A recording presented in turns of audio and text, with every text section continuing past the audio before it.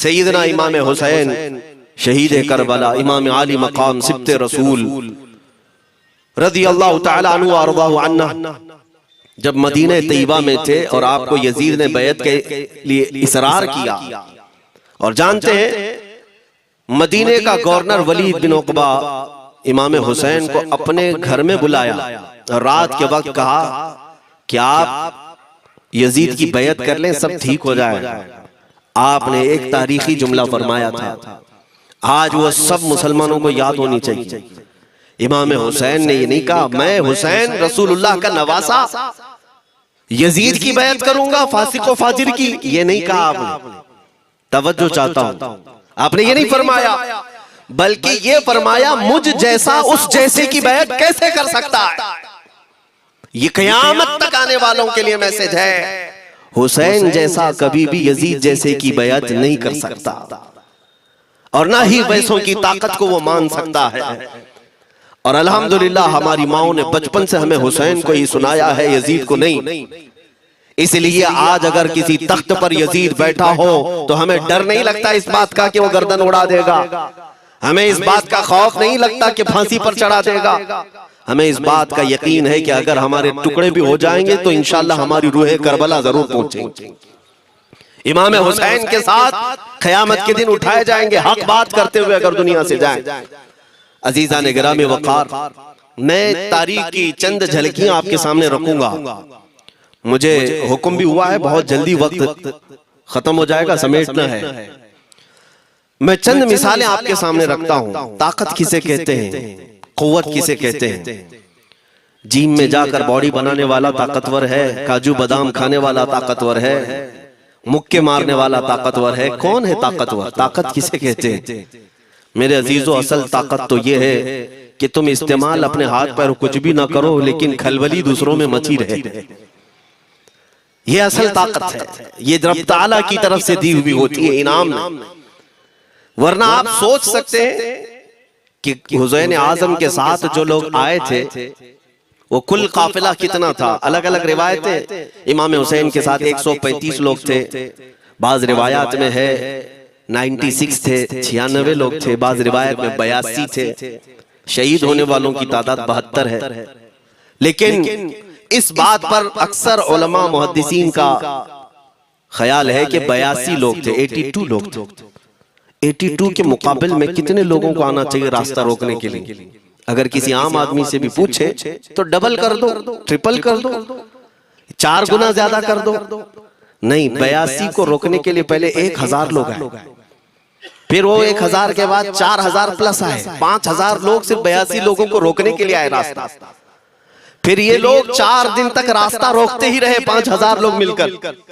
10वीं मुहर्रम होने से पहले पहले फिर तकरीबन 16000 लोग आए, यानी तकरीबन पूरे टोटल मिलाकर 22000 के करीब, 21000 समथिंग कुछ।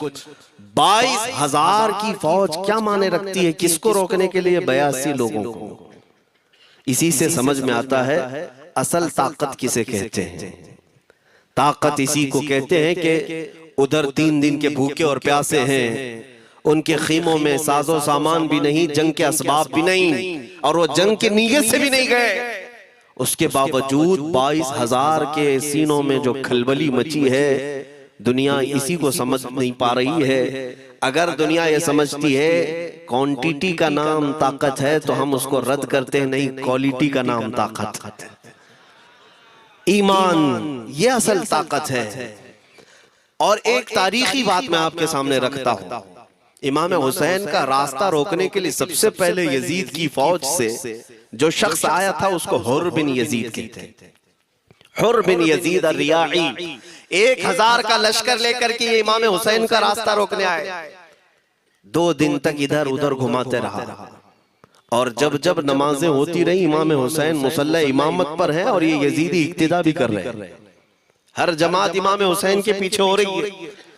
लेकिन मैं आपको बताता हूं 10वीं मुहर्रम से पहले इमाम हुसैन ने खुतबा दिया और यजीदियों से कहा, क्या तुम मेरी हैसियत को नहीं जानते? मैं फातिमा ज़हरा का बेटा हूँ, हैदर कर्रार का नूरे नजर हूँ, रसूलुल्लाह का नवासा हूँ। मेरी निस्बतें क्या तुम्हें नहीं मालूम? तुम मेरे खून से अपने हाथों को न रंगो, मैं तुम्हारे पास ऑप्शन रखता हूं, मैं इस रास्ते से अपने वापस मदीने की तरफ जाता हूं या किसी साहिल की तरफ या दिमश्क जाऊंगा, जंग करना नहीं चाहता तुमसे।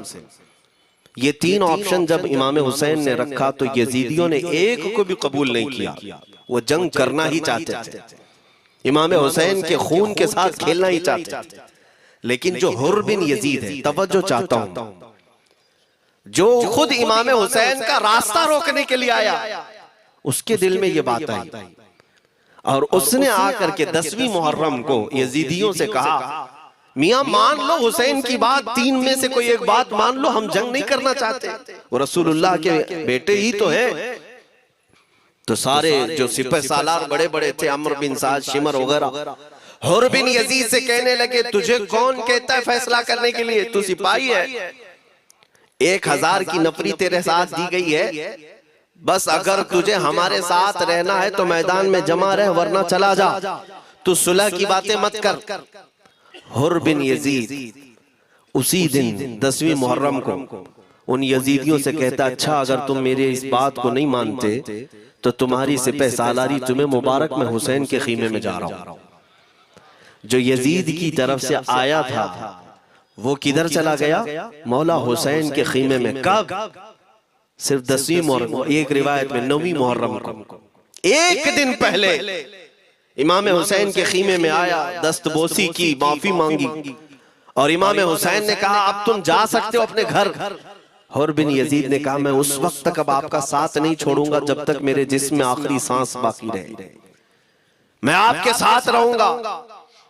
अब इमाम हुसैन की वफादारी में आने वाला कौन था, इसलिए मैं आपको एक चीज दे जाता हूं मेरे अजीजों, अल्लाह अज़्ज़ व जल की कुदरत के फैसले हैं, वो जब चाहता है कहीं से भी किसी को हिदायत अता फरमाता है।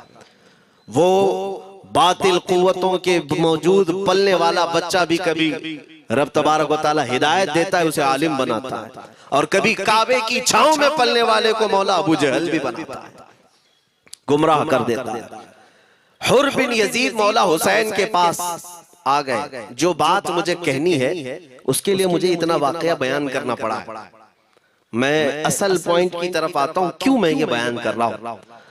जब 10वीं मुहर्रम को जंग शुरू हुई, अम्र बिन साद ने तीर चलाया, तो जानते हैं खीमा हुसैन की तरफ से सबसे पहले मैदान में उतरने वाला यही हुर बिन यजीद ही, यही उतरे अपने घोड़े पर सवार होकर उन्हीं यजीदियों से लड़ने के लिए जिनकी फौज में ये आए थे, उनके मुकाबले में लड़ने के लिए गए।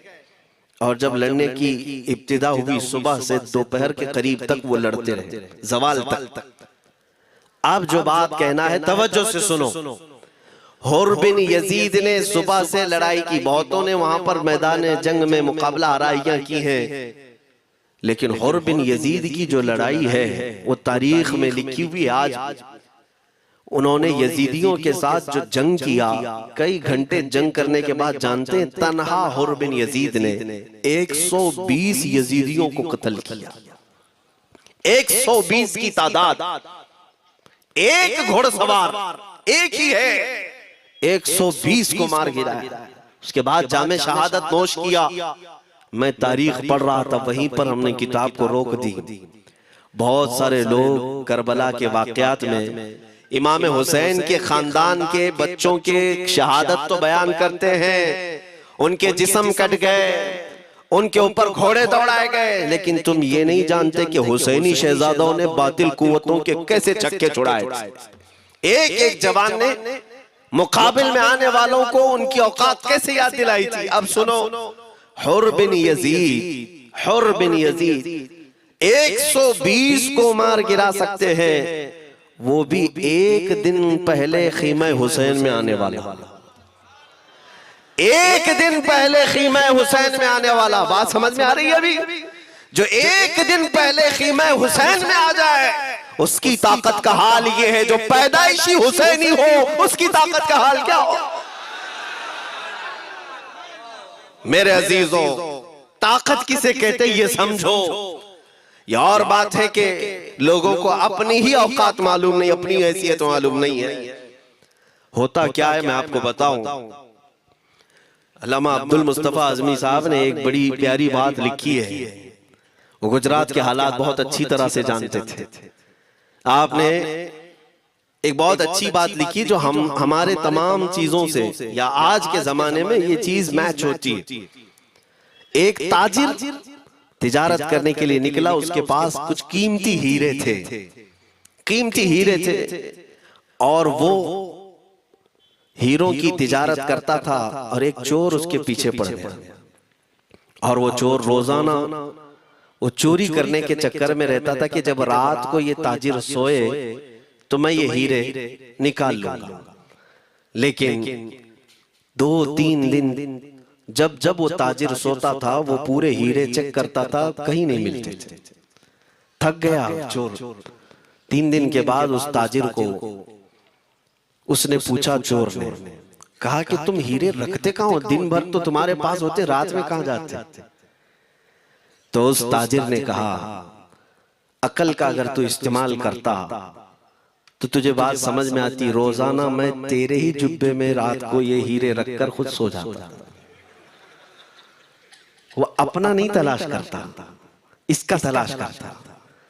बिला तशबीह बिला तमसील। मेरे अजीजों, तुम्हारे पास जो ताकत है तुम्हें उसका अंदाजा नहीं। तुम जो मोहब्बत मुस्तफ़ा सल्लल्लाहु अलैहि वसल्लम की शमा अपने सीने में रखते हो, मौला करीम का वादा है तुम्हारे साथ, काना हक्कन अलैना नस्रुल मुमिनीन।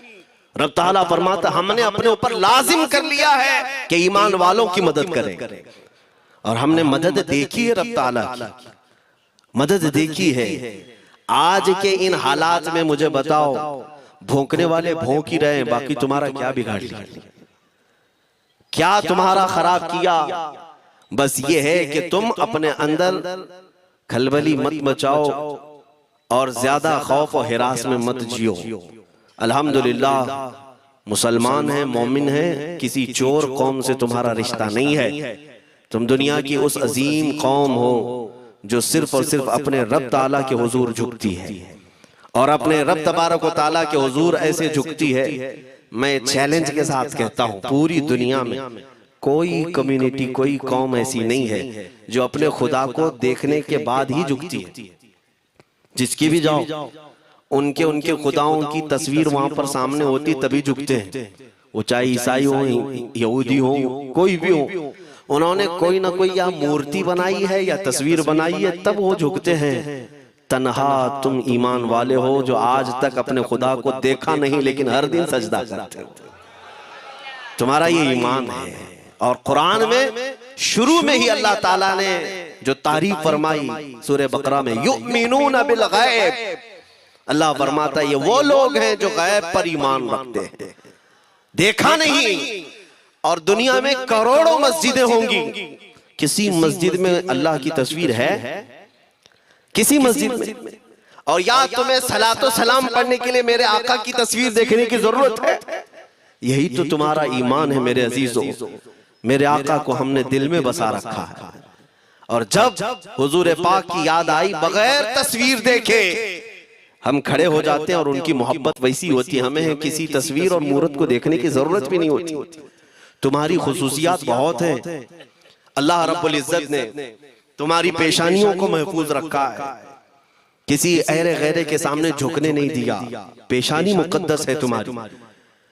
हाँ, ये तो नहीं है कि तुम किसी दरख्त पर भी चले जाओ, पत्थर पर भी चले जाओ, चूहे पर भी झुक जाओ, सांप पर भी झुक जाओ, नहीं है। एक सहाबी हैं, ईमान लाने के बाद वो कहते हैं, या रसूल अल्लाह सल्लल्लाहु अलैहि वसल्लम, 2 वाकयात ऐसे हैं जो जमाने जहालत में हम करते थे। एक वाकया याद करता हूं तो रोना आता है, और एक वाकया याद करता हूं तो हंसी आती है। हुजूर ने फरमाया, वो दोनों क्या है बताओ? उन्होंने कहा, पहला वाकया तो ये है जिसको याद करके रोता हूं कि जवानी में जब हमारे घर बेटी पैदा होती थी तो हम उसका गर्दन मरोड़ कर दफन कर देते थे। आज मुझे ये बात याद आती है तो रोना आता है कि हमने ऐसे कई बच्चियों को दफन कर दिया। अरब वाले दामाद बनाना नहीं चाहते थे और बेटियों को पहले ही मार देते थे। ये वो सहाबी कहते हैं, अब याद आती है बात तो रोना आता है। मेरे आका सल्लल्लाहु अलैहि वसल्लम ने फरमाया, फिर हंसी किस बात पर आती है? कहते हैं, जमाने जहालत में हमारे खुदा जो होते जिनकी हम इबादत करते थे, तो जब सफर में जाना होता था तो आटा गूंद करके खुदा बना लेते थे, क्योंकि सफर में जाना है और हर जगह उनको साथ में रखना था खुदा को। वो साहब ही कहते हैं सफर के खुदा और होते थे, हवा का अलग, पानी का अलग, मिट्टी का अलग, सब लेकर के चलते थे। फिर हुजूर ने फरमाया हंसी किस बात पर आती है? वो कहते हैं बीच रास्ते में अगर खाना खत्म हुआ तो कभी खुदा का हाथ तोड़ के खाते थे, कभी पैर तोड़ के खाते थे। अरे मेरे अजीजों, 1400 साल बाद आज जब आप हंस रहे हैं, उस सहाबी को तो इस बात पर हंसी आती होगी। मैं ये बात सिर्फ इसलिए अर्ज कर रहा हूं कि शुक्र मनाओ अल्लाह रब्बुल इज्जत का कि तुम्हें रब तबारक व तआला ने उस कौम में पैदा किया है जिसका माथा सिर्फ वहदहू ला शरीक की बारगाह में झुकती है। तुम ईमान वाले हो। और मैंने आयत यही तिलावत की खुतबे में, वला तहीनु वला तहज़नु व अंतुमुल अअलौना इन कुंतुम मुमिनीन। घबराओ मत, परेशान मत हो, तुम सबसे ज्यादा सरबुलंद रहोगे अगर तुम ईमान वाले हो। ये कुरान की आयत है। ईमान किसे कहते हैं? ईमान किसे कहते हैं? यानी अल्लाह ने फरमाया अगर तुम ईमान वाले हो तो सबसे ज्यादा कामयाब हो। अब हम पूछते हैं रसूल पाक से ईमान किसे कहते हैं? मेरे आका की जुबान से सुनो, ला युमिनु अहदुकुम हत्ता अकूना अहब्बा इलैहि मिन वालिदिही व वलदिही वन नासी अजमईन। हजरत अनस से रिवायत है, हुजूर पाक सल्लल्लाहु अलैहि वसल्लम फरमाते हैं तुम में से उस वक्त तक कोई कामिल ईमान वाला नहीं हो सकता जब तक अपने वालिदैन, अपने बच्चे, अपने और सारे इंसानों से ज्यादा मैं उसके नजदीक महबूब ना बन जाऊं। हुजूर से कामिल मोहब्बत जब तक ना करोगे तब तक ईमान भी कामिल नहीं है। खुलासा कलाम यही है कि मोहम्मद से वफा तूने तो हम तेरे हैं, ये जहां चीज है क्या लौह कलम तेरे। बस इसी बात पर आपको आना है। इकबाल भी ये कहता है मैं जर्मनी गया, यूरोप का सफर किया, वहां की तरक्कियों को देखा और वो लोग बहुत आगे बढ़ रहे थे। मैं इसीलिए सफर किया कि मैं वहां तहकीक करके आऊं, देखूं, अपनी कौम को आकर के मैं बताऊं मुसलमानों को कि किस फील्ड में तुम जाओगे तो कामयाब होंगे। साइंस में, फिजिक्स में, ज्योग्राफी में, केमिस्ट्री में, मैथ्स में, कौन सी फील्ड में तुम जाओगे तो ज्यादा माहिर होगे। कई साल इकबाल ने वहां की खाक छानी, तहकीकात किया और वापस जब आया अपनी कौम की तरफ, अल्लामा इकबाल कहते हैं मैं सारी दुनिया वहां की यूरोप की छान करके आया, यही देखने गया था कि मेरी कौम किस मैदान में उतरे तो कामयाब होगी। तो लोगों ने पूछा क्या वो तुम्हें राज मिल गया? वो कहते हाँ मुझे राज मिल गया। लोगों ने पूछा किस मैदान में उतरे? तो वो इकबाल कहता है मैं तो राज को पहुंचा, अपनी कौम को बताता हूं तुम्हारी तरक्की का राज सिर्फ इतना ही है कि मोहम्मद से वफा तूने, कि मोहम्मद से वफा तूने तो हम तेरे हैं। ये जहां चीज है क्या लौह कलम तेरे। सारी कामयाबी का असल राज मेरे आका से बेइंतहा मोहब्बत है। मैं दीनी शख्सियात की बात अपनी जगह पर, जो जिसको आप दुनियावी उलूम कहते हैं, लाओ मैथ्स का कोई बहुत बड़ा माहिर रियाजीदान या कोई साइंटिस्ट आपको ऐसा लगता हो, लाओ मेरे आला हज़रत इमाम अहमद रजा फाजिल बरेलवी के सामने। जानते हैं आप उस आला हजरत फाजिल बरेलवी ने 55 उलूम पर अपनी तहकीकात लिख दी हैं। बाकी जानते कितने थे वो अल्लाह ही बेहतर जानते। एक बात मैं आपको बता रहा हूं, मैथ्स में, मैथमेटिक्स में उनके पास ऐसी ऐसी इजादात थी। एक किताब आला हजरत ने लिखी है ज्योमेट्री पर। आज के बच्चे जो कॉलेज पढ़ते हैं वो जानते होंगे, ज्योमेट्री की भी कई उसमें अक़साम लिखी गई हैं। और आला हजरत ने एक किताब लिखी है कश्फुल इल्ला अन सिमतिल क़िबला, क़िबला पहचानने का इल्म। तुम तो आज वो कंपास लेकर के पहचानते हो ना, अब तो मोबाइल में आ गया, मोबाइल को घुमाओ, इधर दिखा रहा उधर, उधर दिखा रहा उधर क़िबला। मेरे अजीजों इस्लाम मशीनों से नहीं चलता है। इसका सेल चला गया तो क्या तुम्हारा इस्लाम चला जाएगा? इसकी बैटरी चली गई तो क्या तुम्हारा दीन चला जाएगा? नहीं, इस्लाम मुकम्मल कवायद और ज़वाबित के साथ है। सारी मशीनें खत्म भी हो जाए, इस्लाम ने तुम्हें कायदे बनाकर दिखाए हैं, प्रैक्टिकल। ये क़िबला पहचानने का इल्म होता है। शहर का तूलुल बलद, अर्जुल बलद देखना होता है। बहुत सारी उसमें चीजें, उसकी सतह समंदर से ऊंचाई कितनी है, फिर सितारों को देखा जाता है, फिर पहचाना जाता है क़िबला। उसको हिसाब में लगाया जाता है। आला हजरत ने ये जो किताब लिखी, पूरे 1400 साल में आला हजरत की ये किताब, जिसमें 10 कायदे खुद उन्होंने इजाद किए, उनसे पहले किसी ने नहीं लिखी, खुद उन्होंने इजाद किए। और उसके बाद आला हजरत ने चैलेंज के साथ कहा कि मैंने, फकीर ने ये 10 कायदे इजाद किए हैं, इस पर कोई अमल करके किबला पहचानना चाहे तो उस पर अमल करके खड़ा हो जाए। अगर हिजाबात हटा दिए जाएं तो काबा उसकी नाक के सामने होगा। आला हजरत ने लिखा है काबा ऐन उसकी नाक के सामने होगा। परफेक्ट कायदे उन्होंने लिखे। ये कायदे कहां से आए? हिसाब, मैथमेटिक्स। जो अलीगढ़ के प्रोफेसर अपने फंसे हुए मसाइल हल करने के लिए आला हजरत के पास आए, वाकयात आपने सुने होंगे। अब मैं आपसे कहता हूं, एक बहुत बड़े प्रोफेसर साहब अलीगढ़ के, वो लंदन या ऑक्सफोर्ड जा रहे थे या जर्मनी जा रहे थे कुछ मैथ्स के फंडे हल करने के लिए। आला हजरत के खलीफा ने उन्हें मशवरा दिया कि चले मौलाना अहमद रजा साहब बरेली में रहते हैं, उनसे बात कर लेंगे। पहले तो उन्होंने मजाक उड़ाए, मौलवी लोगों का काम है, प्रोफेसर जिसमें बसा हुआ है। उन्होंने कहा लंदन और जर्मनी जाने में जितना खर्चा आता है उससे कम ही बरेली को लगता है, एक बार ट्राई कर लीजिए। वो आए आला हजरत के यहाँ, वो मौलाना सैयद सुलेमान साहब के कहने पर जब आला हजरत के पास आए, असर का वक्त था, अजान हो चुकी थी, आप मस्जिद की तरफ जा रहे थे। प्रोफेसर साहब से मुलाकात हुई। आला हजरत ने पूछा कैसे आना हुआ? उन्होंने कहा एक बहुत पेचीदा मसले में फंस गया हूं, मैथ्स का, रियाजी का, हिसाब का हल नहीं होता, इसके लिए मैं बाहर का सफर कर रहा था। आपके शागिर्द मौलाना सुलेमान साहब ने कहा कि आपसे मिलने। आला हजरत ने कहा दिखाएं क्या मसला है? उन्होंने कहा इतने शॉर्ट टाइम में ये हल नहीं होगा, नमाज के लिए आप जा रहे हैं। आला हजरत ने फरमाया फिर भी दिखाओ। आला हजरत को उन्होंने वैसे ही खड़े दिखाया। देखते ही आला हजरत ने उंगलियां रखी और कहा इसका यहां से, इसका यहां से, फलां का यहां से, इस तरह आप लगा करके देख ले, मैं असर की नमाज से फारिग होकर आता। वो प्रोफेसर साहब कहते हैं उन्होंने चुटकियों में यूं हल किया, मैं जब बैठ करके उस मसले को लगाया तो तुरंत 2 मिनट में वो मसला हल हो गया। अब जिसके लिए मैं ये वाकया अर्ज कर रहा हूं, सुनो। वो हैरत में आंखें फटी फटी रह गई उस प्रोफेसर साहब की। उधर नमाज होने के बाद आए आला हजरत, तो वो अश करने लगे। कहा मौलाना साहब मैं पहली मर्तबा देख रहा हूं कि मदरसे का कोई मौलवी मैथ्स के इतने टफ फंडे को हल कर लेता हो। मौलाना ये तो बताएं, ये रियाजी और ये मैथ्स के मसले आपने किससे सीखे? कौन है आपको? किस कॉलेज में, किस यूनिवर्सिटी से आपने सनद हासिल की है? यही मुझे कहना है मेरे से। अब आला हजरत का जवाब सुनो।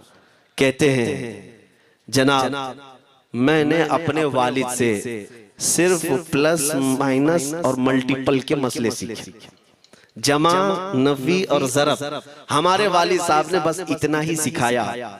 और उस वक्त बचपन में मुझे मंतिक, फलसफा, ये सब किताबें पढ़ने का शौक था। मैं हिसाब के, ज्योमेट्री की ये किताबें लेकर बैठा। मेरे वालिद आए, देखा, पूछा अहमद रजा क्या पढ़ रहे हो?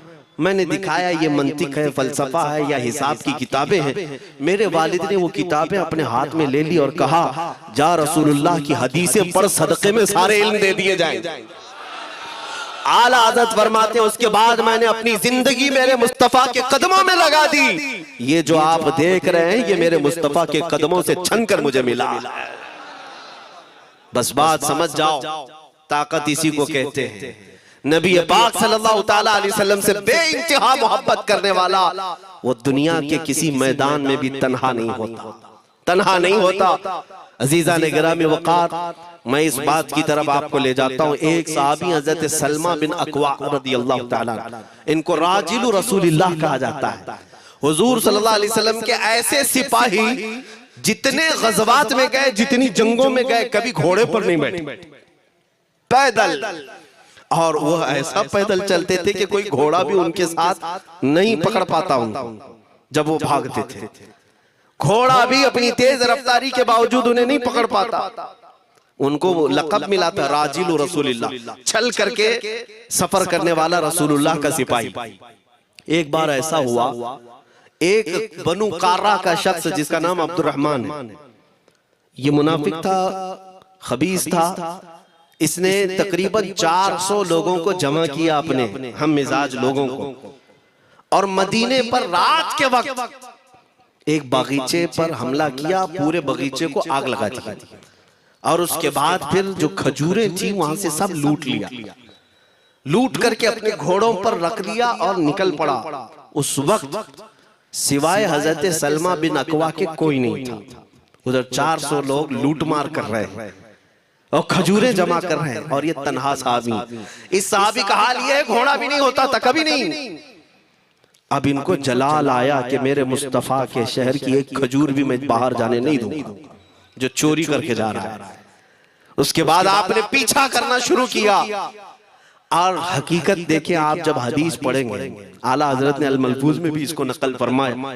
जब तक मैं ये हदीस पढ़ रहा था इतनी हंसी भी आती है, और उनकी इस बहादुरी पर दिल खिल जाता है और सीना चौड़ा होता है कि वो अकेले किस बात पर भाग रहे थे, उनके पीछे 400 लोगों के पीछे भाग रहे। अच्छा, कोई ये कहे कि नादान आदमी है, 400 लोगों को नहीं देख रहा, अकेला भाग रहा है, हो सकता है इनको कोई कह दिया हो, लेकिन मुझे हैरत उन 400 पर हो रही है जो एक से डर के भाग भी रहे थे, वो भी भाग रहे हैं। एक दौड़ा रहा है और 400 भाग रहे हैं। वह अब्दुर्रहमान कारा का रहने वाला कारी भागा जा रहा है और सबसे कह रहा है सलमा बिन अकवा से अपनी अपनी जान बचा लो।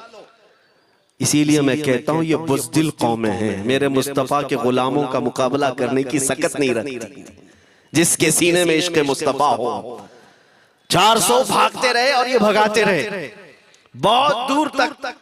जब हज़रत सलमा बिन अकवा भागते थे तो घोड़े भी पीछे पड़ जाते, और आप जैसे जैसे कोई घोड़सवार आता उसकी टांग पकड़कर खींचते और उसकी गर्दन पर पैर रखते, फिर आगे निकल पड़ते थे।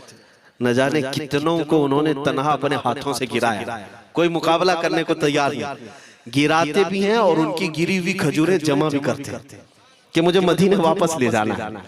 उस सहाबी को मैं पढ़ता हूँ, अजीजा ने गिरामी खजूरें जमा करते रहे और उन्हें भगाते रहे। आखिर में वो 10-10 की टुकड़ियों में बदल गए। वो अब्दुर्रहमान कारा का रहने वाला कहने लगा एक साथ मत भागो, ये अकेले सबको भगा रहा है, 10 इधर जाओ, 10 उधर जाओ, 10 उधर जाओ। जालिमों, पलट कर मेरे मुस्तफा के गुलाम का मुकाबला करके देखते, लेकिन किसी से नहीं हुआ। वो पहाड़ की चोटियों में चले गए। हजरत सलमा बिन अकवा पहाड़ पे भी चढ़ने लग गए। तो अब्दुर्रहमान कारा वो कहता है वहीं से चीख करके, सलमा बिन अकवा तुमको क्या चाहिए, क्यों पीछा कर रहे हो? कहा मैं शहर रसूल की एक खजूर भी जब तक तुम्हारे पास होगी पीछा करता रहो। उसने वहीं से अपने सारे साथियों को पुकार कर कहा सारे लोग खजूरें फेंक दो, अपनी जान बचाओ। सबों ने खजूरें दे दी। हजरत सलमा बिन अकवा पूरी खजूरें जमा की, कितनों को रोनते हुए वापस आने लगे। जानते हैं एक सहाबी और है हजरत अबू कुतादा, जिनको फारिसु रसूलिल्लाह कहा जाता है। उनका घोड़ा दौड़ता हुआ उनको दौड़ाता हुआ हजरत अबू कुतादा उस पर हैं और 10 लोग और साथ हैं। वो हजरत सलमा बिन अकवा की मदद के लिए आ गए। जब वो आए तो ये अक्सर को तो गिरा चुके थे, खजूरें ले भी चुके थे। हजरत अबू कुतादा 10 सहाबा के साथ जब आए, हजरत सलमा बिन अकवा की और मदद हो गई। अब ये मदीने आने लगे तो तवज्जो चाहता हूँ। हजरत सलमा बिन अकवा ने पूछा मैं तो अकेला दौड़ा रहा था, कोई मुझे न देखा था, न ये वाकई की किसी को खबर थी, तुम यहाँ तक कैसे आए? तुमको किसने भेजा मेरी मदद के लिए? मुसलमानों याद रखो, मेरे मुस्तफा की वफादारी में जब कोई निकलता है तो कहां से मदद आती है अंदाजा भी नहीं होता। हजरत सलमा बिन अकवा ने उनसे पूछा अबू कुतादा से, तुम आए कैसे? हजरत अबू कुतादा ने जो जवाब दिया वो और ताज्जुब का था। कहा हमने नहीं देखा, हमको मालूम भी नहीं तुम किसके साथ गए हो, हमें ये वाकया भी नहीं मालूम, लेकिन हम अपने खीमे में बैठे थे, हमारा ये घोड़ा दौड़ता हुआ है, ये घोड़ा दौड़ता हुआ आया और दोनों पैर बार बार उठा करके हिनहिनाने लगा। मेरा घोड़ा ऐसा कभी करता नहीं, वो जिहाद में जाने वाला घोड़ा है, फरमाबरदार है। अबू कुतादा ने उसको सहलाया लेकिन फिर भी वो खामोश नहीं हुआ। हजरत अबू कुतादा कहते मैं पहचान लिया, वो अपनी पीठ पर मुझे सवार करना चाहता है। मैं इसकी पीठ पर बैठ गया मेरे साथी भी ताज्जुब में थे, इतनी वक्त गुजर जाने के बाद घोड़े को न भूख लगी है न प्यास लगी है, ये कहाँ ले जा रहा है? अबू क़तादा कहते ये घोड़ा है जो तुझ तक हम सबको ले आया। हज़रत सलमा बिन अकवा ने कहा हाँ मुझे याद है जब मैं उन 400 को दौड़ा रहा था तो तुम्हारा घोड़ा मुझे देख रहा था। पता ये चला दुनिया का हर जानवर भी मेरे मुस्तफा का वफादार है। अगर तुम नबी पाक सल्लल्लाहु अलैहि वसल्लम की इज्जत व हुर्मत के लिए उठते हो तो चूंटियां अपने सुराख में तुम्हारे लिए दुआ में मशगूल हो जाती हैं, मछलियां पानी में तुम्हारे लिए दुआएं करती हैं। अजीज़ान गिरामी वक़ार, आज मैं अपने जुमलों को समेटते हुए ये बात कहता हूँ, धोराजी की सरजमीन मैंने कभी सुना नहीं या कभी आपसे मुलाकात नहीं की, लेकिन इतना बड़ा मजमा हमें जो सुनने के लिए बैठा, लोग मुसाफे के लिए आए, फूल हार पेश किए, टूट पड़ते हैं मुलाकातों के लिए। मैं अक्सर जलसों में भी और अपने प्रोग्रामों में ये कहता हूँ, मुझे जो आप इज्जत की निगाह से देखते हैं या मिलना चाहते हैं या देखना चाहते हैं या सुनना चाहते हैं तो वो इसलिए नहीं है कि किसी बाप का, बड़े बाप का बेटा है या किसी सियासी पार्टी का नेता है। आपकी जो मोहब्बत है वो सिर्फ इसलिए है, ये नाज ये अंदाज हमारे नहीं होते, झोली में अगर टुकड़े तुम्हारे नहीं होते या रसूल अल्लाह, जब तक के मदीने से इशारे नहीं होते रोशन मेरी किस्मत के सितारे नहीं होते। जो कुछ भी इज्जत मिली है हमें आज वो किसी और सलाहियत की वजह से नहीं। साफ मैं बता देता हूं, मैं मुकर्रिर आदमी नहीं, मैं खतीब आदमी नहीं, मैं वो शोलाबार मुकर्रिर नहीं हूँ कि जिनकी तकरीरों से लोग बहुत ज्यादा नफा उठाते हो। मैं तो तालिब इल्म आदमी हूँ। मेरे आका सल्लल्लाहु ताला अलैहि वसल्लम के लिए इतनी वफा करना जानता हूँ कि मैंने ये अहद कर लिया है, मेरे जिस्म में जब तक खून बाकी रहेगा एक भी सालिम कुत्ता मेरे आका की तरफ उंगली भी उठाए हम अपनी गर्दन भी निछावर करने को तैयार रहेंगे। मेरे आका सल्लल्लाहु ताला अलैहि वसल्लम के लिए कुर्बानी का जज्बा है, इसलिए मेरे आका ने ये इज्जत अता की है। फिर मुझे ये कहने का हक भी है, जब तक बिके न थे तो कोई पूछता न था, या रसूल अल्लाह तुमने खरीद कर हमें अनमोल कर दिया।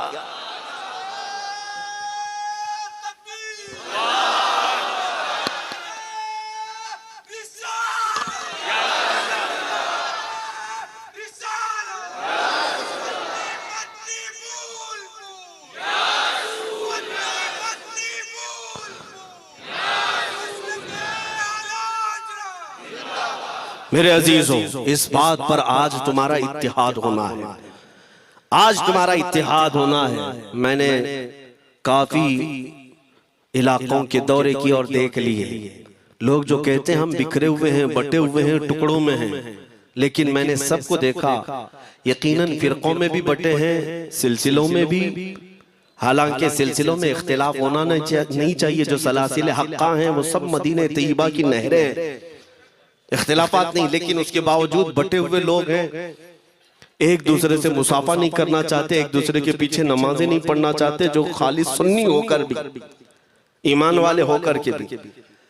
मैं बहुतों से ये शिकायतें सुना कि हम में बहुत सारे इख्तिलाफात हैं, लेकिन इसका हल तकरीरें हैं, तहरीरें हैं, लोगों को समझाना है, इस्लाह करना है, सब करके देख लिया।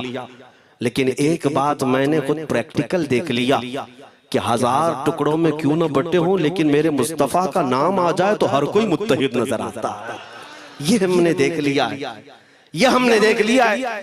किसी भी पीर से बैत क्यों ना हो, मैं दूसरों की बात नहीं करता, लेकिन मैंने पूरे हिंदुस्तान के कोने कोने में देखा है जाकर के, किसी भी सुन्नी सहीहुल अकीदा पीर से बैत क्यों ना हो, अगरचे उसके आपस के झगड़े हों, लेकिन हमने एक मजमे में मुझे सुनने वालों को, ऐसे इख्तिलाफ वालों को भी देखा, दोनों सुन रहे हैं, लेकिन जब हमने पूछा मेरे मुस्तफा करीम की इज्जत पर बात आए तो तुम में से कौन खड़ा हो सकता है, हर इख्तिलाफ रखने वाला भी ये कहता है या रसूल अल्लाह ये जिस्म भी तुम्हारा, ये जान भी तुम्हारी, करूं तेरे नाम पे जान फिदा, न बस एक जान दो जहां फिदा, दो जहां से भी नहीं जी भरा, करूं क्या करोड़ों जहां नहीं, ये हर एक का नारा है। इससे पता ये चला कि आज तुम सबको अगर कोई चीज जोड़ सकती है तो नाम मोहम्मद है, मेरे मुस्तफा करीम सल्लल्लाहु अलैहि वसल्लम की मोहब्बत है। गुंबद खजरा की छांव में सबको जमा करो, इंशाअल्लाह अज़ीज इत्तिहाद बरकरार रहेगा।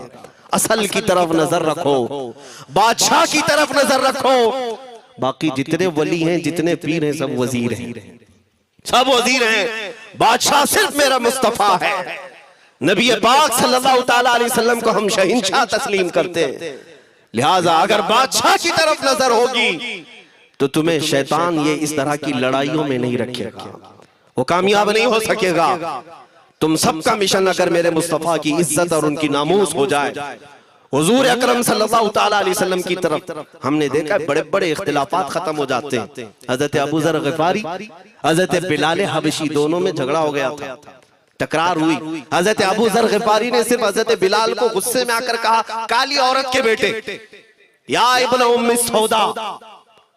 ये तकरार में हो जाता है।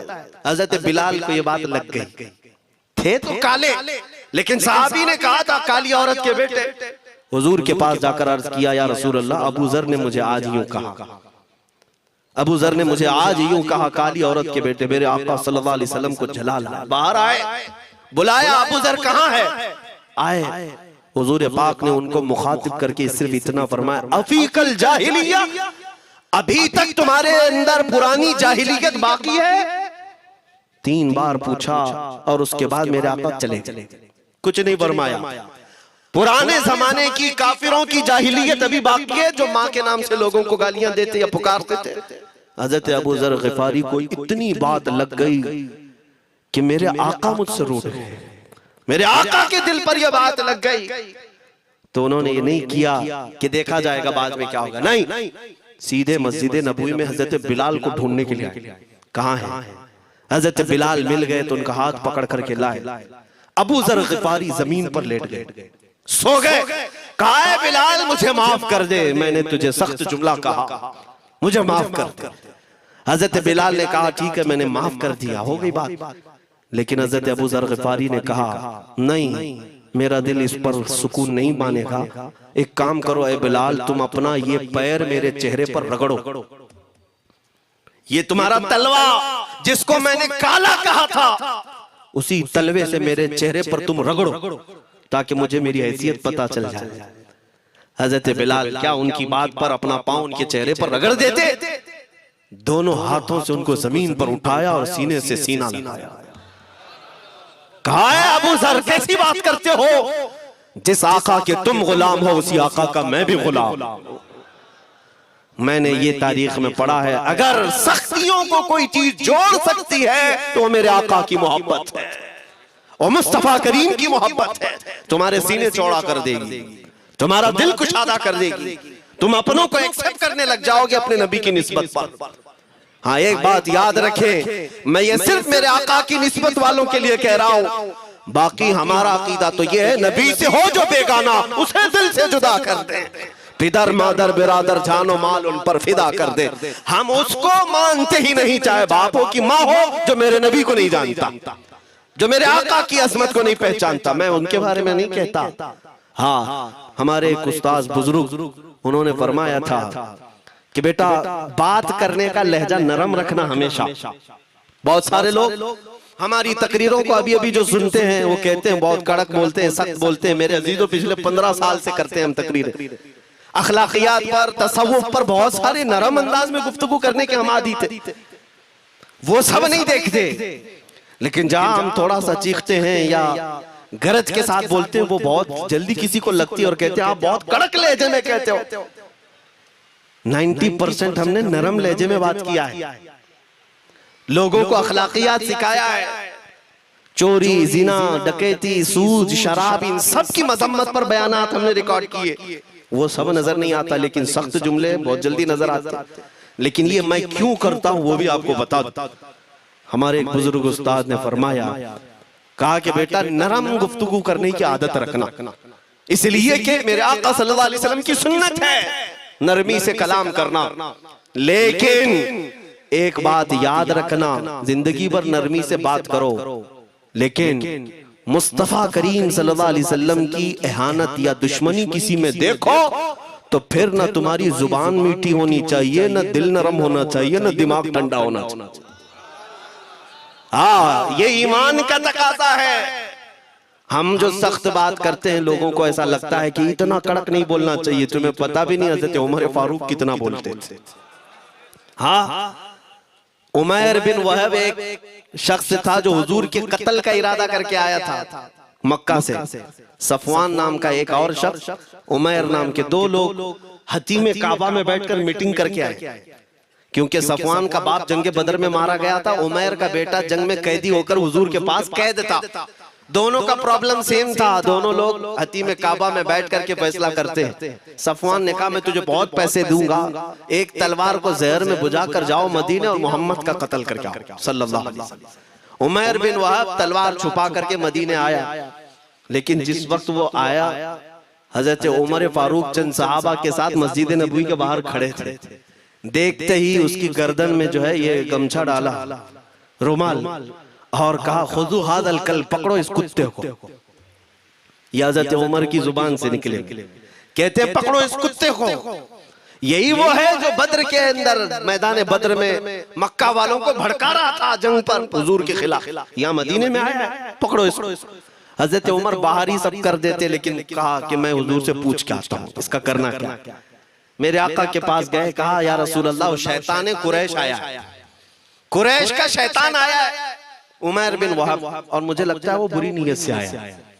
हजरत उमर पहले ही भांप रहे हैं, मुझे लगता है वो बुरी नीयत से आया है, क्या करना है आप हुक्म फरमाए। मेरे आका ने फरमाया उमर उसको अंदर ले आओ।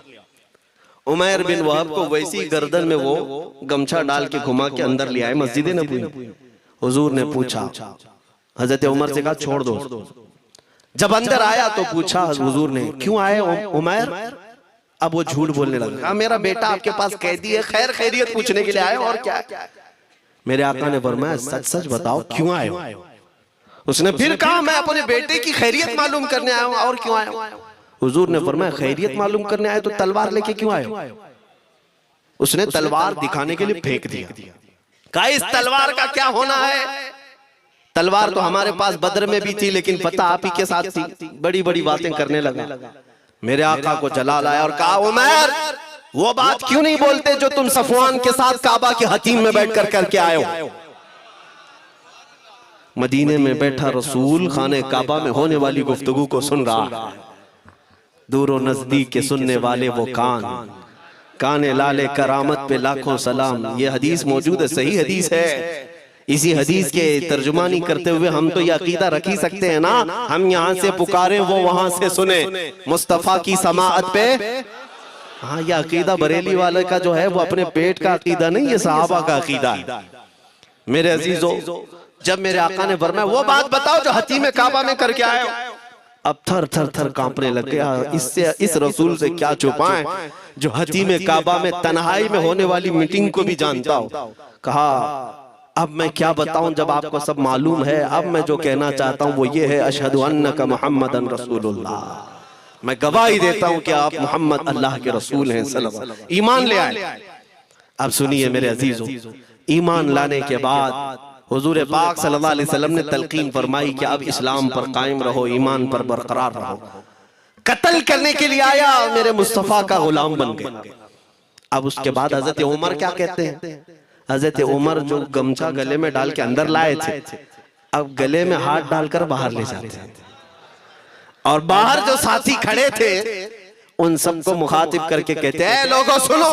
हजरत उमर के अल्फाज सुने, कहते हैं थोड़ी देर पहले ये जो शख्स तुम देख रहे हो, मुझे खिंजीर इससे अच्छा लगता था। अल्लाह, ये लफ्ज भी है, वल्लाही इन्नी लअहब्बु खिंजीरन मिन हाज़ा। कहते हैं कि इससे बेहतर मैं खिंजीर को समझता था, क्योंकि ये दुश्मन रसूल था। लेकिन अब सुनो ऐ लोगों, अब मेरे सगे बेटे से ज्यादा मुझको ये अजीज है, इसलिए कि मेरे आका का गुलाम। यही ईमान है, यही ईमान। अजीज़ान गिरामी, खुलासा कलाम मेरी बात का यही है, मोहम्मद की मोहब्बत दीन हक की शर्त अव्वल है, इसी में हो अगर खामी तो सब कुछ नामुकम्मल है। इकबाल ने क्या खूब कहा था, अगर पहचानना हो तो मेरे अजीज़ों पहचानो, तुम मेरे आका सल्लल्लाहु अलैहि वसल्लम के कदमों तक अगर पहुंच गए तो यही दीन है। बमुस्तफ़ा बरसा खैश के दी हमऊस गर्ब उन रसीदी तमाम बुलहबीश, अपने आप को हुजूर तक पहुंचा दो, इसी का नाम दीन है। और अगर वहां तक नहीं पहुंच सके, जिंदगी पूरी अबू लहब की तरह है। हो ना ये फूल तो बुलबुल का तरन्नुम भी ना हो, चमने दहर में कलियों का तबस्सुम भी ना हो ना ये साकी तो मैं भी ना हो, खुम भी ना हो, बस में तौहीद दुनिया में ना हो, तुम भी ना हो। या रसूल अल्लाह, खीमा अफलाक का इस्तादा उसी नाम से है, नबज़ हस्ती तपश आमादा उसी नाम से है। दश्त में दामने कोहसार में मैदान में है, बहर में मौज की आगोश में तूफान में है, चीन के शहर मराकश के बयाबान में है, और पोशीदा हर मुसलमान के ईमान में है। वो मेरे आका की जात ही है, हर जगह है, और उसी की तरफ हमें सबको मुतवज्जे होने की आज जरूरत है। ताकत किसका नाम है? मैंने शुरू इसी बात से किया था, इसी पर खत्म करता हूँ। ताकत और कुव्वत सिर्फ बॉडी बनाने को नहीं कहते, ताकत और कुव्वत सिर्फ और सिर्फ काजू बादाम खाने को नहीं कहते। ताकत और कुव्वत उसके अंदर है जो देखने को अगरचे कमजोर लगता हो, लेकिन दुश्मनों के सीने उसकी याद से ही आज भी खलबली मच जाती हो। हमने देखा है 100 साल पहले की बात, आला हज़रत इमाम अहले सुन्नत फाजिल बरेलवी इमाम अहमद रजा खां, नाम तो हर बच्चा जानता है आज, और अपनों से ज्यादा गैर भी जानते हैं और थरथराते भी हैं। लेकिन क्या कभी तुमने आला हज़रत की सीरत में ये पढ़ा कि उनका जिस्म कैसा था? उनका जिस्म कैसा था? बहुत लहीम शहीन, चौड़े सीने वाले, बड़े बाल वाले, ऊंचे चेहरे वाले? नहीं मेरे अजीजों, तारीख में आप पढ़ोगे आला हजरत कसरत से लिखने की वजह से, कसरत से इबादत की वजह से जिस्मानी एतबार से बड़े दुबले पतले थे, बड़े दुबले पतले थे। लोग देखने वालों ने यह कहा है जिस्मानी साख्त ऐसी नहीं थी कि कोई पहलवान नजर आता हो, दुबले पतले थे, नहीफ थे, देखने में कमजोर लगते थे। लेकिन मजाल है जब वो आशिक रसूल का कलम चलता था, कलम चलता था, और वो भी यूं पुकार कर कहता था, ये रजा के नेज़े की मार है, क्या आदू के सीने में गार है, किसे चारा जोई का वार है, कि ये वार वार से पार है। और फिर उन काफिरों को कहा था उस इमाम अहले सुन्नत ने, किलके रजा है खंजरे खूंखार बरकबार। ये कोई दावा नहीं कर सकता आज। किल्क किसको कहते हैं समझा भी देता हूं मैं आपको। किल्के रजा, आला हज़रत अपने कलम को कह रहे हैं, किल्क मतलब कलम, रजा का कलम कैसा है?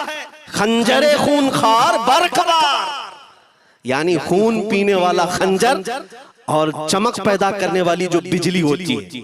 आला हज़रत बड़े नरम दिल भी थे, रहम दिल भी थे, अपनों को जब नवाजते थे तो बेहिसाब नवाजते थे। आजिज़ी ऐसी कि बच्चों से भी माफी मांगते, आजिज़ी ऐसी, और अपने पीर खाने पर जाने की बात आए तो चप्पलें कितनी दूर छोड़ जाए।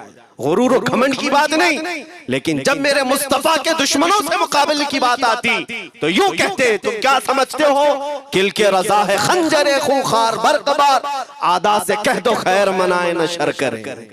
ये बात ईमान के तकाजे की है। मैं आज हर आलिम से मिंबर पर बैठे हुए और हर मोमिन से यही कहना चाहता हूं, जो मेरे मुस्तफा की इज्जत की बात आए सर चढ़कर बोलना सीख जाओ। मेरे आका ने फरमाया है, जालिम और जाबिर बादशाह के सामने हक बात का ऐलान करना सबसे अफजल जिहाद है। और ये तो कर ही सकते हो। उन पाखंडियों को लफ्ज़ जिहाद से भी डर लगता है और लफ्ज़ जिहाद पर ही बड़ा प्रोपेगेंडा करते हैं। मुझे इस बात का कोई खौफ नहीं। हाँ, लोग ये कहते हैं मौलाना जिहाद के लफ्ज पर थोड़ा साइड होकर के बात कर लेते हैं। तुम बुज़दिल क्यों बने जा रहे हो? लफ्ज जिहाद एक पाकीज़ा लफ्ज है, मुकद्दस लफ्ज है। इस लफ्ज को अगर निकाल दिया तो मेरे आका की आधी सीरत खत्म हो जाएगी। कैसे बताओगे नबी पाक की सीरत? बदर को क्या कहोगे? तकरार हुई थी। खंदक, ओहद, तबूक, खैबर, ताइफ, ये सब को क्या कहोगे? तकरार हुई थी। जिहाद लफ्ज है, सेल्फ डिफेंस का नाम है। इतना हक तो हर एक को है मेरे अजीजों। लेकिन ये तो आज मैं ये बात भी नहीं कर रहा हूं तुमको, तलवार उठाओ, बंदूक उठाओ, गोली मारो, बंदूक से लो, ये सब बातें तो हम करते भी नहीं, हमें जरूरत भी नहीं। लेकिन हमें पता है हमारे अल्फाज ही काफी हैं। मेरे आका सल्लल्लाहु तआला अलैहि वसल्लम की मोहब्बत जिसके सीने में, मेरे आका ने जब ये फरमाया है कि हक बात का ऐलान करना सबसे अफजल जिहाद है, तो इस पर तो हर कोई आज अमल कर सकता है। हक बात कहो, मिंबरों से कहो, और ट्रस्टियों से भी कहता हूं उलमा को कहने की आजादी भी दो कि वो बुज़दिल न बनाए, खौफ न रख रजा जरा, तू तो है अब्दे मुस्तफा। एक बात समझ करके चले, हम मुल्क के खिलाफ, कानून के खिलाफ नहीं बोलना चाहते। मुल्क हमारा भी, देश हमारा भी, और यहाँ के कवानीन जिस पर हम अमल कर रहे हैं, खुशी से अमल कर रहे हैं, लेकिन इन जालिमों ने क्या बना दिया है, इनके नजदीक देश पूरा मोदी है। हाँ, इन साहब के बारे में मत बोलो, वो देश है, कल को अगर नहीं रहे तो देश चला जाएगा। मेरे अजीजों, किसी व्यक्ति, किसी शख्स की गलत पॉलिसियों पर तनकीद करने का नाम देश के खिलाफ बोलना नहीं है।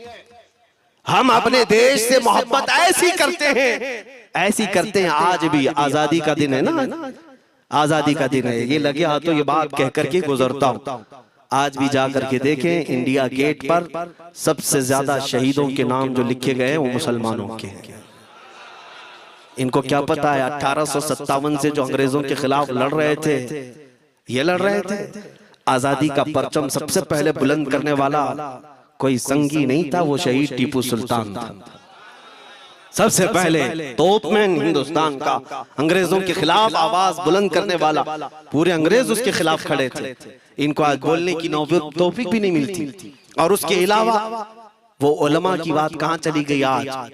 अंग्रेज तारीखदान ने लिखा है कि सबसे ज्यादा हमें खतरा हिंदुस्तान में मुसलमानों से था, और हमने दिल्ली से लेकर कश्मीर तक कोई एक झाड़, कोई एक दरख्त बाकी नहीं था जिसमें हमने एक आलिम को लटकाया नहीं था फांसी पर। जिनकी तादाद गिनी गई है तो तकरीबन 26,000 उलमा को इन्होंने फांसी दी, दिल्ली से लेकर कश्मीर तक। मुझे बताओ, जजीरा अंडमान निकोबार में किसको भेजा है? मौलाना फजल हक खैराबादी, इनायत अहमद काकोरवी, ये तमाम वो लोग हैं। अल्लामा इनायत अहमद काकोरवी, जिनकी किताब आज तकरीबन हर मदरसे में पढ़ाई जाती है, इल्म उस्सिक़ा। ये किताब यहाँ चटाई पर बैठकर लिखी हुई नहीं, उस जेल की दीवारों पर लिखी हुई किताब। उसको पढ़ करके आज बच्चे आलिम बनते, हम भी पढ़े। ये वो लोग हैं जिनको सिर्फ और सिर्फ हक बात कहने की बुनियाद पर जिंदगी भर जेल में डाल दिया गया। आज ढूंढ करके निकालो मौलाना फजल हक खैराबादी का मजार कहाँ है, और अंडमान निकोबार में, जहां काला पानी की सजा दी जाती थी। किफायत अली काफी का नाम सुना है मेरे अजीजों? ये नाम का जिक्र आना तो हक बनता है आज की रात जरूर। मुरादाबाद शहर का वो आलिम रब्बानी, वो सिर्फ और सिर्फ मुजाहिद आजादी नहीं बल्कि फना फिर रसूल भी था। आप इसी से अंदाजा लगा ले, आला हजरत जैसा आशिक, हदायके बख्शिश लिखने वाला।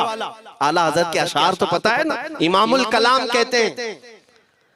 आला हजरत की नातों को इमामुल कलाम कहते हैं। सारे कलामों का इमाम आला हजरत की नाते, पढ़ करके देख लो, वजद आ जाए हुजूर की नाते। लेकिन उस आला हजरत से पूछा गया, आप किसकी नाते पसंद करते हैं? आला हजरत फरमाते हैं, मैं सिर्फ दो ही लोगों की नाते सुनता हूं, या तो हसन रजा बरेलवी की या अल्लामा किफायत अली काफी की। आला हजरत जिसकी नाते सुनते हो, इसी से अंदाजा कर सकते हो किफायत अली काफी कौन थे।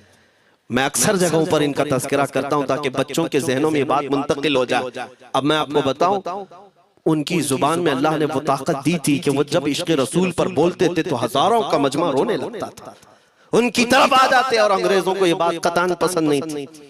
उन्हें कई तरह से गिरफ्तार करने की कोशिश की गई। आखिरकार एक मुनाफिक के जरिए से मौलाना किफायत अली काफी को गिरफ्तार करने के लिए अंग्रेज आए। कितने जानते? 3000 लोग आए एक आलिम को गिरफ्तार करने। हमेशा कुत्ते झुंड में ही आते हैं। हाँ, मॉब लिंचिंग भी जो है ना, कुत्ते झुंड में ही करते हैं। किफायत अली काफी रहमतुल्लाह अलैह को गिरफ्तार करके ले गए दारुल इमारत में। अंग्रेजों ने रात के वक्त किफायत अली काफी के कपड़े खोले और उनके जिस्म पर गर्म स्त्री फेरी। स्त्री से पूरा दागते थे, और जब चमड़ी जल जाती थी तो उस पर नमक छिड़कते थे। हफ्ता भर तक अल्लामा किफायत अली काफी को उन्होंने ये दर्दनाक सजाएं दी। बीच में कई मर्तबा उनको सामने ऑफर रखा, तुम बदल लो अपनी बातें, छोड़ दो अपनी इस कौम को वरगलाना, छोड़ दो ये सब जो तुम तकरीरें करते हो, हम अपने हुकूमत में तुम्हें ले लेंगे, वजीफा भी देंगे, ओहदा भी देंगे। किफायत अली काफी रहमतुल्लाह अलैह ने फरमाया, तुम गलत जगह हाथ मारे हो। हाँ, ये वो जगह नहीं है जहां से 500 पाउंड लेकर के कौवा भी हलाल कर दिया जाए।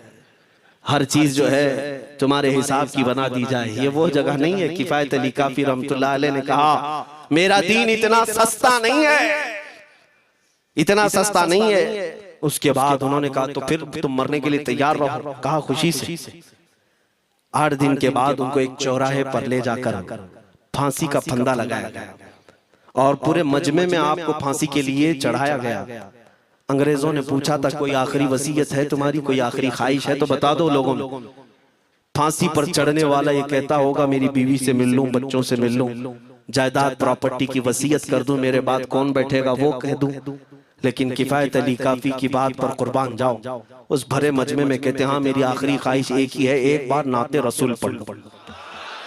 अल्लाह अल्लाह, एक बार नाते रसूल पढ़ लो। उन्होंने कहा ठीक है तुम्हारी इस ख्वाहिश का हम अदब करते हैं, कर लो।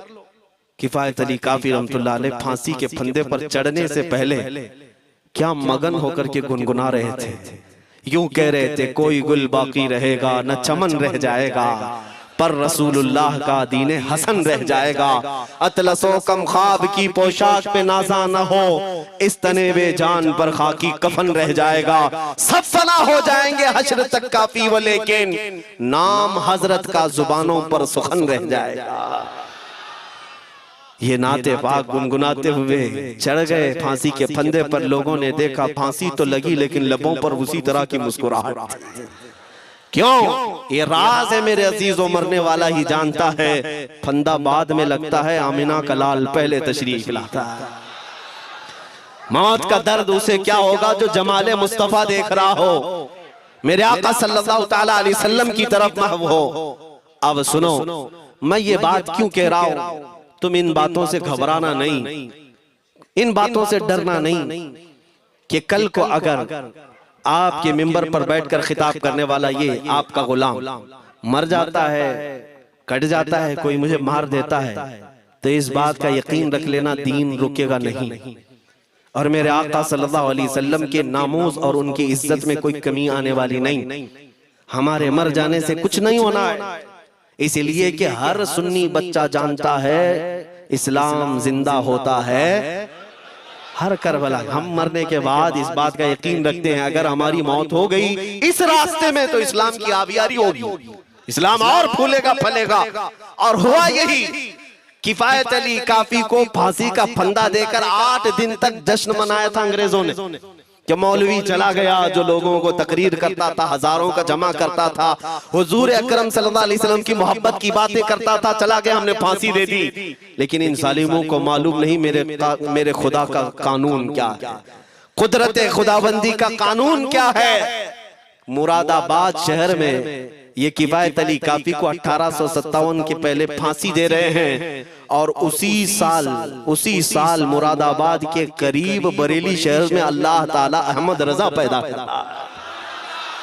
तुम एक आशिक को फांसी दिए, हुजूर पाक के चाहने वाले को तुमने फांसी देकर ये समझा कि आप खत्म हो गया इश्क की बातें करने वाला। लेकिन कुर्बान जाओ मोहब्बत मुस्तफा पर, मेरा रब ऐसे इन मक्कारों के मकर को फेरता है कि फौरन अल्लाह ताला ने ऐसा आशिक पैदा किया, ऐसा आशिक पैदा किया कि फिर बरेली की तरफ से उठने वाली आवाज एक शहर में, एक बस्ती में नहीं, दुनिया के कोने कोने में पहुंच गई। आज 100 साल हो गए उस मर्दे कलंदर इमाम अहले सुन्नत को दुनिया से गए हुए, लेकिन हर मस्जिद की मिंबर और मेहराब आवाज देती है मुस्तफा जाने रहमत पे लाखों सला, शमे बज़ में हिदायत पे लाखों सला। और फिर हमारे बच्चे भी ये आज कह जाते हैं डाल दी कल्ब में अज़मते मुस्तफा, सय्यदी आला हजरत पे लाखों सला। ये निजाम है मेरे मौला का, एक चिराग तुम बुझाओगे मौला 100 चिराग रोशन फरमाएगा। हाँ इंशाअल्लाह अज़ीज इस बात पर हम सबको जमा होना है। अल्लाह करीम हमें हमारी खोई हुई ताकत और कुव्वत अता फरमाए। आप रब तबारक व तआला की बारगाह में ये दुआ करें कि ऐ रब्बे जुल जलाल जब तक जिंदगी बाकी है मौला मुझे तेरे नबी के वफादारों में शुमार फरमा। इसलिए मैं जब भी हुजूर की बारगाह में अरीजा पेश करता हूँ तो ये जरूर कहता हूँ आका बद है तो आपके, भले हैं तो आपके, टुकड़ों पे यही के पले हैं, रुख किधर करें। तुझसे जो मुंह छुपाएं तो करें किसके सामने या रसूल अल्लाह, क्या किसी और से तवक्को नजर की है? हमारा मानना तो ये है, मैंने देखा भी है अपने बच्चों को, और हम कहते हैं मेरे आका की बारगाह में, आका गुनहगार तो हो गए लेकिन आपके गद्दार नहीं है, गद्दार नहीं है। जब तक गद्दार नहीं होंगे मेरे आका की तरफ से तुम्हारे लिए हमेशा इस्तकबालिया खुला रहेगा। आओ मेरे अजीजों, इस बात पर मैं गुफ्तगू को खत्म करता हूँ आज के इस उर्स मुबारका में। और आज आजादी की ये रात है, हम बारगाह मुस्तफा में अरीजा पेश करते हैं, या रसूल अल्लाह, आपको इस वतन से बुए वफा आई थी, मेरे आका इस वतन की तरफ नजरे करम फरमा दे। क़यामत तक आने वाली हमारी नस्लों में मेरे आका सिर्फ आपके आशिक ही पैदा हो, कोई गद्दार ना पैदा हो। हमारी दुआ यही है मेरे आका, मैं मुजरिम हूँ आका, मुझे साथ ले लो कि रस्ते में हैं जा बजा खाने वाले, चमक तुझसे पाते हैं सब पाने वाले, मेरा दिल भी चमका दे चमकाने वाले। व आखिर दावाना अनिल हम्दुलिल्लाहि रब्बिल आलमीन।